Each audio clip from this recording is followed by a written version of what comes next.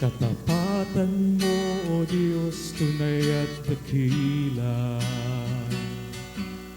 Ang pag-ibig mo'y wagas at walang kapantay.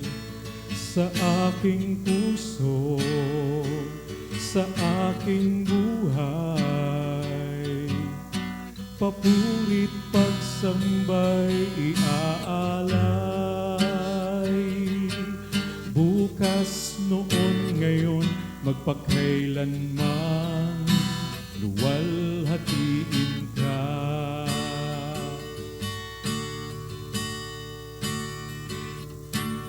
Katapatan mo, O Diyos, tunay at dakila.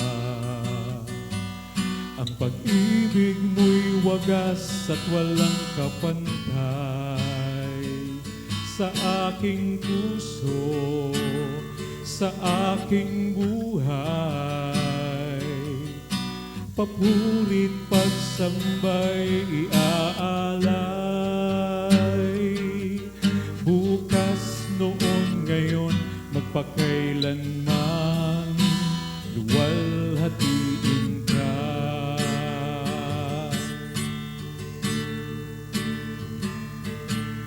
Panginoon, kay buti mo sa akin. Ikaw lamang ang tangi kong sasambahin.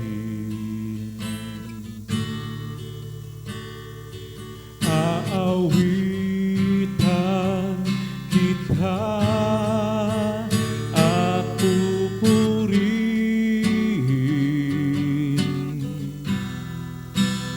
Panginoon,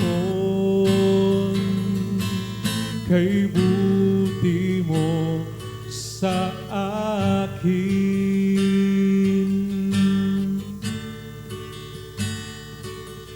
Panginoon, kay buti mo sa akin.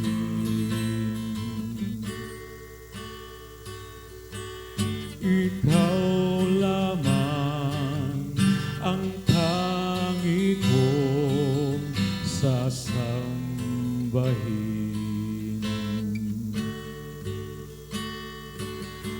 Aawitan kita at pupurihin,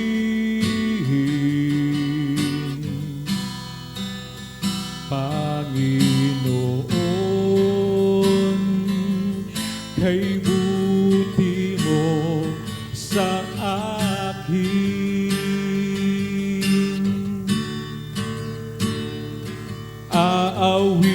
Aawitan kita at pupurihin,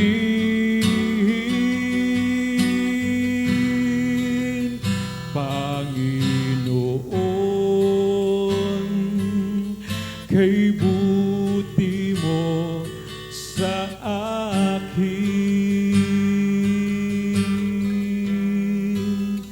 Panginoon, kay buti mo sa akin. Panginoon, kay buti mo sa akin.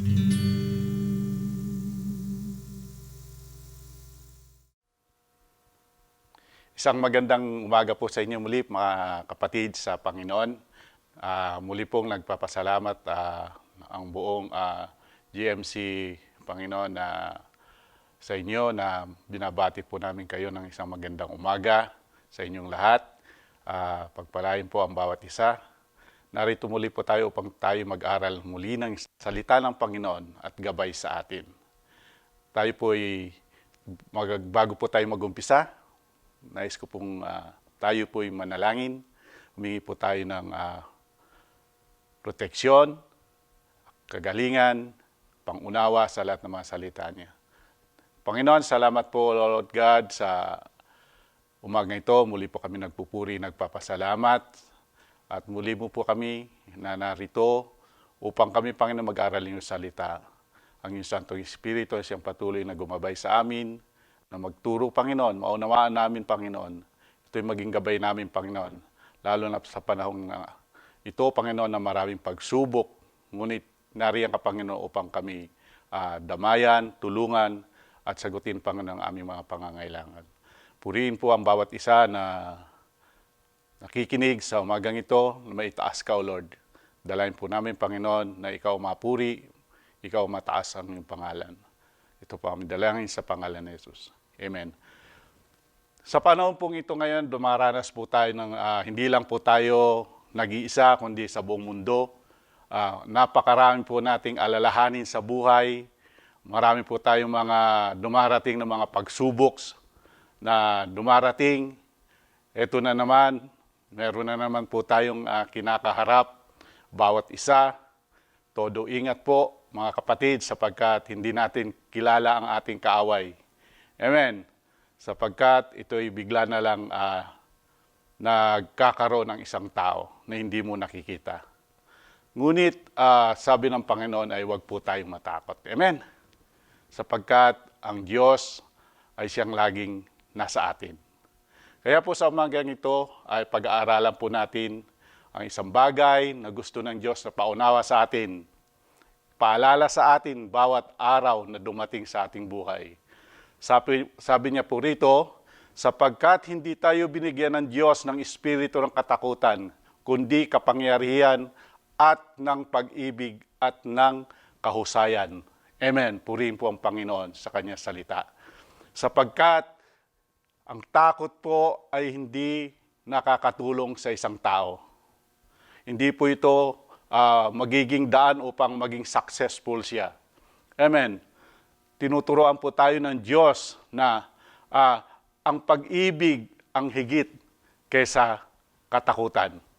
Ang pag-ibig ng Diyos ang siyang ating dapat maunawaan. Sapagkat kung tayo ay patuloy na lumalapit sa Panginoon at umiibig sa Diyos, walang sino man ang pwedeng o anumang bagay na dumating sa ating buhay na tayo dapat matakot. Amen. Kaya nga po, ang pamagat po nito ay ang ating pag-aaral ngayon ay, huwag ka matakot. Huwag ka matakot, kapatid, kung ano man dumarating sa buhay mo. Sapagkat lahat po tayo habang narito sa mundong ito, sa ating mundo, ay marami po talagang dapat tayong pag-ingatan. Dapat nating harapin, dapat nating ibigay sa Panginoon ang dapat na pag-ibig natin sa Kanya, sapagkat kung ang pag-ibig ng Diyos ang patuloy lagi nating naunawaan, malalaman natin ang kasagutan ng lahat ng problema. Amen.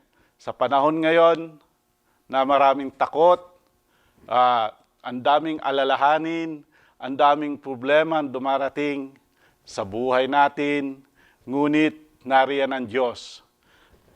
Ang kapayapaan ng Diyos ay nasa sa atin kung tayo patuloy na lumalapit. Gayunpaman, ay ganito po ang nangyari sa isang pinuno ng sinagoga. Sabi niya, lumapit ang isang may mga pinuno ng sinagogang nangangalang Jero. At ipinanghik at mainam sa kanya ang sinabi sa akin, munting anak na babae ay naghihingalo. Ipinamamanhik ko sa inyo ang aking pumaroon at ipatong mo ang iyong mga kamay sa kanya upang siya'y gumaling at mabuhay.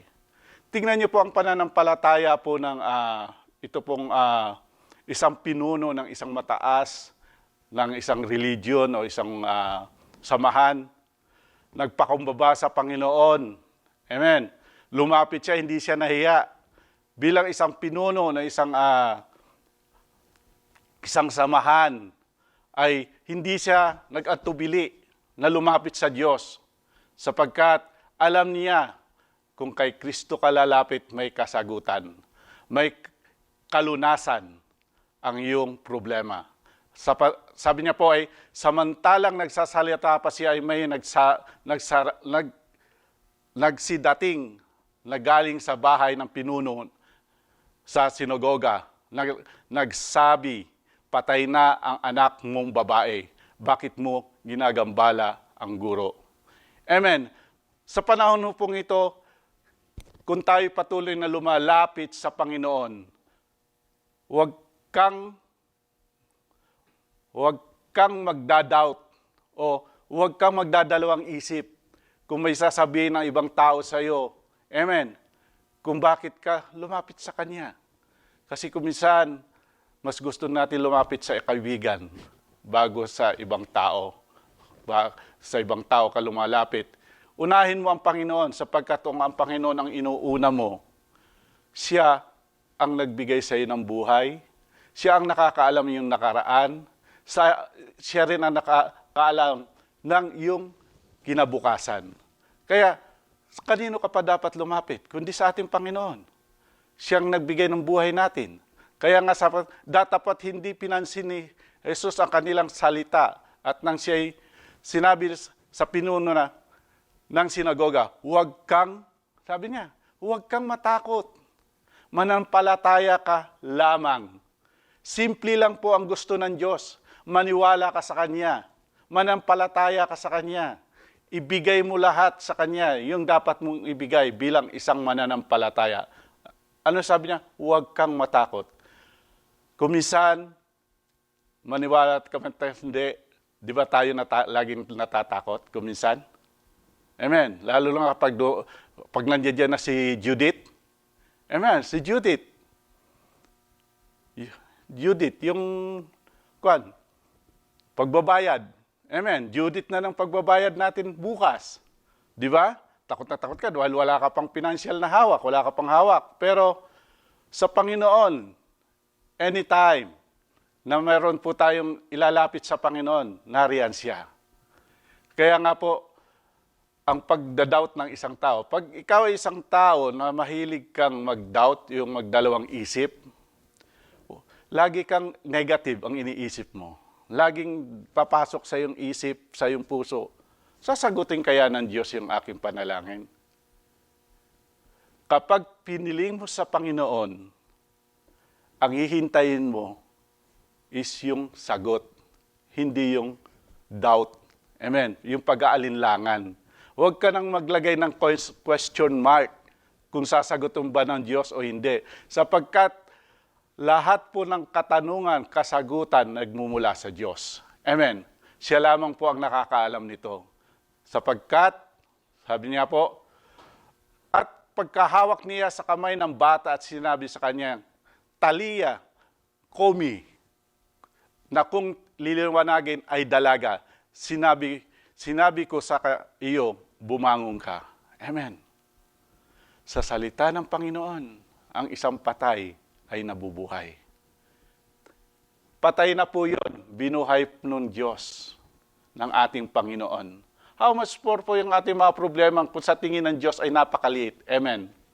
Ang Diyos ay hindi po nagpaparusa. Never pong nagparusa ang Diyos sa tao. Amen. Nasa tao po kung paano niya hawakan ang kanyang hinaharap na problema. Kasi kung minsan, tinatakot natin ang ating sarili. Sa internet, sa TV, makikita nyo, pagbukas mo sa umaga, wala kang good news na unang nakikita, nababasa o naririnig sa TV, sa Facebook, kundi puro bad news. Amen. Wala ka pang nakikitang balita sa isang araw na puro magaganda, puro mabubuti ang magagandang bagay ang nangyayari, kundi kabaliktaran. Amen. Tinatakot ang tao upang patuloy na matakot at matakot.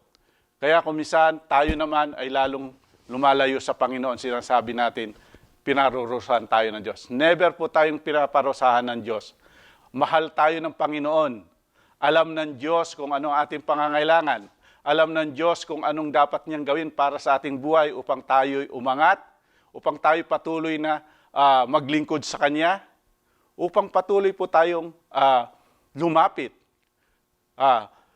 At pagdakay at nagbangon ang dalaga at lumakad sapagkat siya'y may 12 taon nang at pagkadakay nangangataka silang lubha.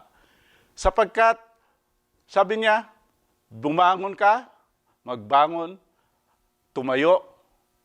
Ang ibig po sabihin, pag ikaw po ay nadapa at inangat ka ng Diyos, hindi ka kaya, di ba dapat manumbalik ang iyong lakas at maglingkod sa Diyos?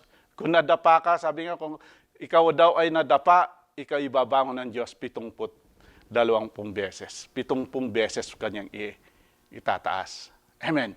Ganyan po tayo kamahal ng Diyos. Ganyan po tayo niya inaalagaan. Huwag po nating iisipin, pinabayaan na tayo ng Diyos. Pag dumarating ang maraming pagsubok sa buhay po natin, dapat lalo po tayong lumapot sa Diyos. Sapagkat kung tayo po'y patuloy na lumalapit sa Panginoon, malalaman po natin kung ano ang gusto ng Diyos sa ating buhay. Parang ikang isang anak na malapit ang puso mo sa iyong mga magulang.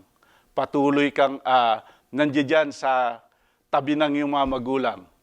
Di ba nalalaman mo kung ano yung gusto ng nanay at tatay mo? Lalo na kapag yung malapit na yung birthday niya. Siyempre, magpaparinig yung parents, di ba? Na gusto ko ganito. Malalaman mo kung anong gusto niya. Yung anak mo rin, malalaman mo kung anong gusto ng anak mo na kung minsan maglalambing, di ba? Gusto ko ng ganito. Malalaman mo heart to heart. Amen. Paano kung lagi kayong malayo? Malayo na nga kayo, nagbabanggaan pa kayo sa mga bagay na hindi naman dapat niyong pagbanggaan, pag-uunawaan. Di ba? Kaya ang Panginoon ganun din, gusto niya lagi tayo lumalapit sa Kanya. Amen. Alam ng Diyos kung ano ang gusto natin. Ang gusto ng Diyos, lumapit tayo sa Kanya. Amen. Sabi nga po, hindi mo pa hinihingi, is alam niya na kung anong yung kailangan. Kaya nga po, na-bless po ako sa isang tao na mag-asawa. Ito po yung kamag-anak ng misis ko sa Scarborough. Nung tuwing papasyal po kami doon, alam mo, mabe-bless ka sa kanya. Walang bukang bibig kundi yung, kasi Ilocano po siya, nagsiha at ni Apo. Wala na, sabi niya, napakabuti ng Diyos na si Ate Mila at si Kuya Romy. Napakabuti ng Diyos, sabi niya ganyan.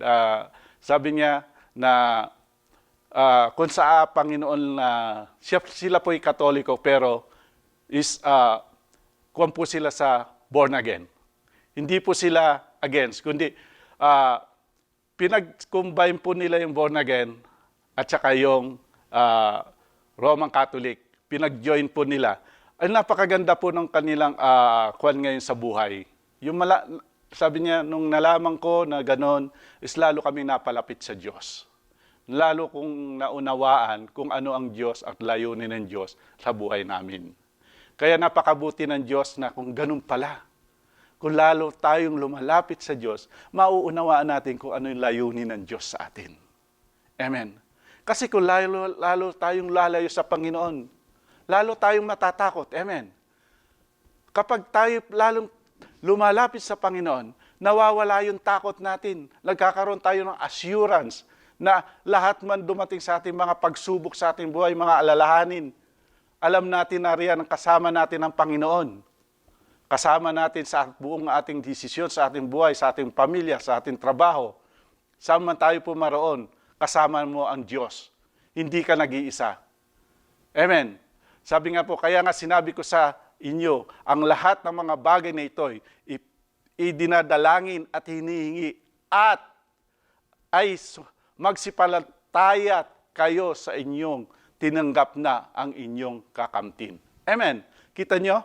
Sabi niya, kaya nga sinasabi ko sa inyo, lahat ng mga bagay na iyon, idinadalangin at hinihingi ay magsipalataya kayo sa inyong tinanggap na at inyong kakamtin. Amen. Maniwala ka. Sabi niya, ang Panginoon na nagsalita, hindi si misis mo o yung asawa natin ang nagsabi, ang Panginoon, maniwala ka at panatayaan mo yun na magaganap yung gusto mo sa iyong buhay.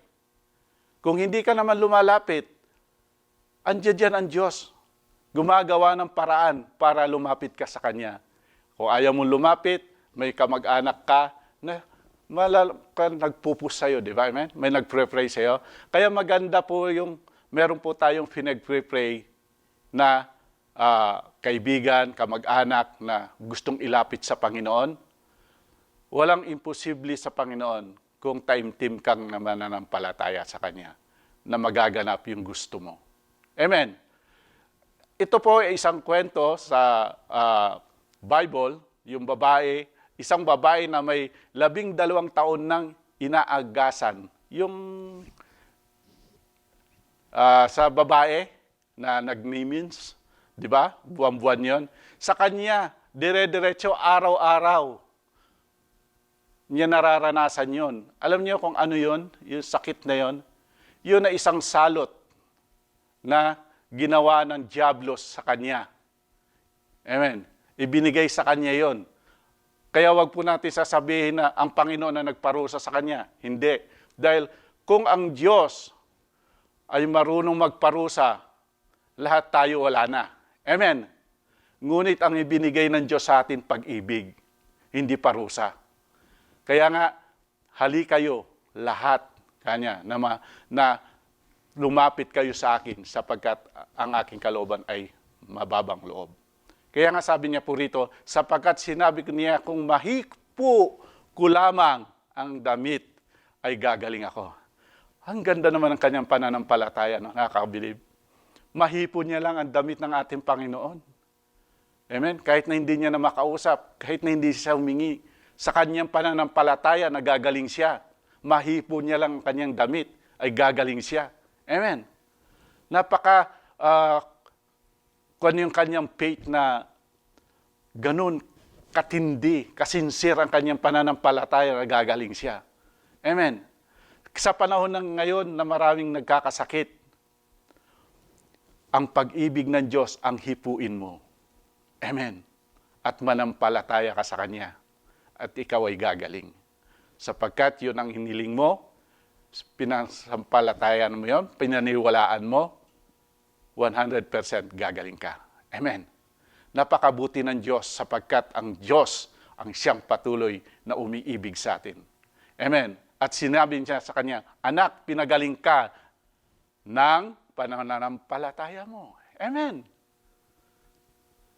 Lahat po tayo na marunong umunawa, ibigay mo ang pananampalataya mo sa Panginoon, buong puso, at yumaong kang mapayapa at gumaling ka sa salot mo. Amen.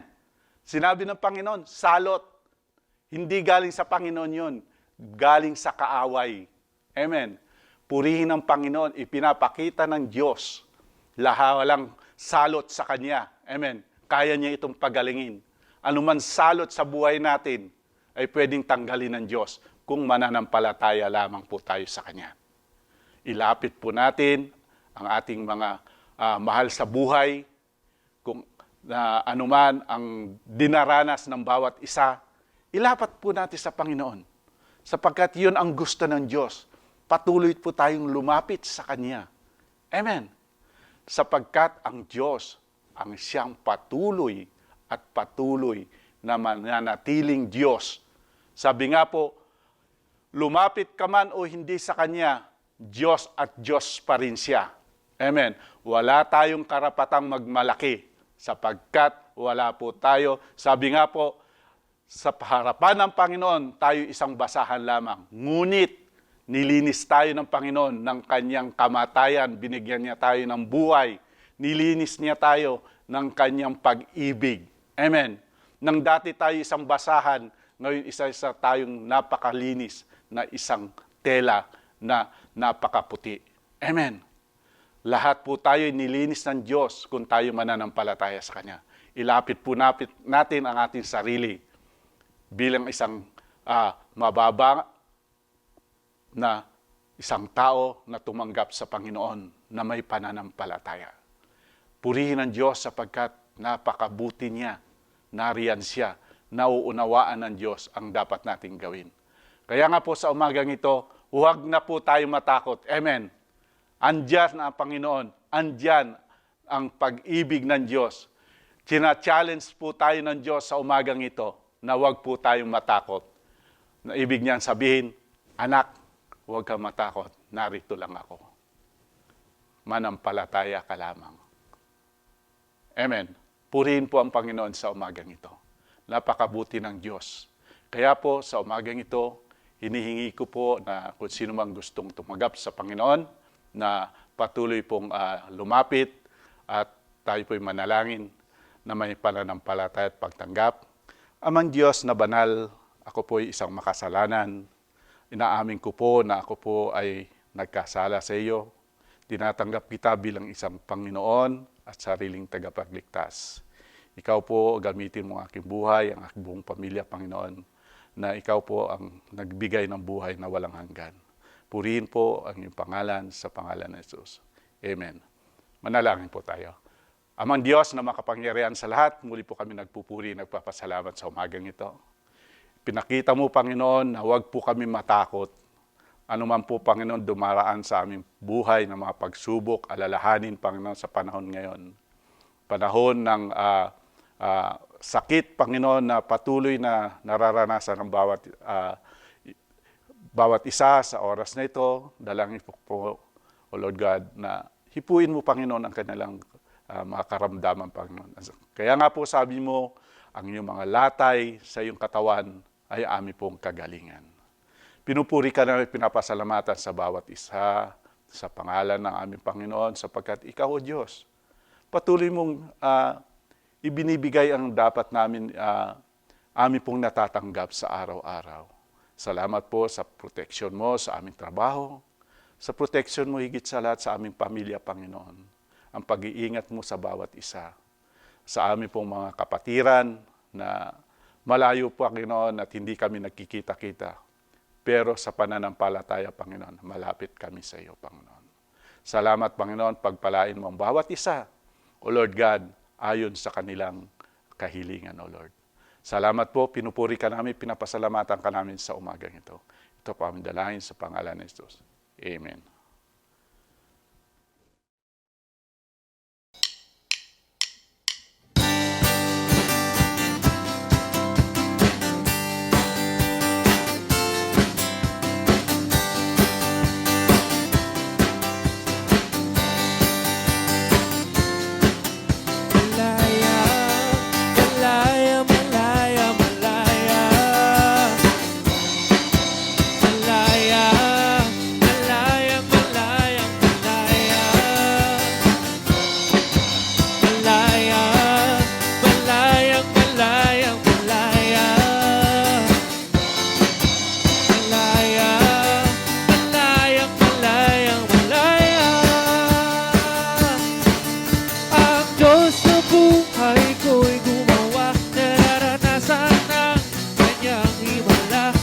sakit sa karamdaman ako'y pinalaya. Ang kasalanan at ang kalungkutan ay binawi niya lubusan. Pangyarihan ng Diyos ay aking nararanasan. Malaya, malayang malayang malaya. Malayang malayang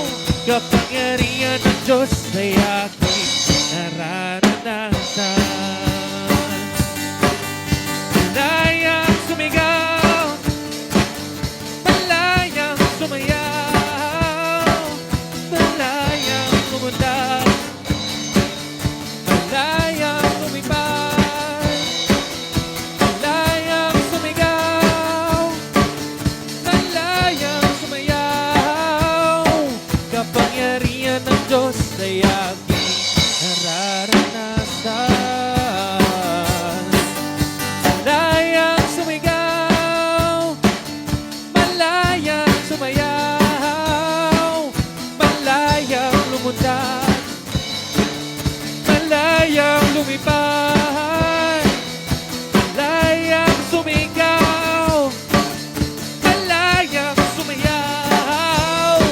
Kapangyarihan ng Diyos ay aking nararanasan.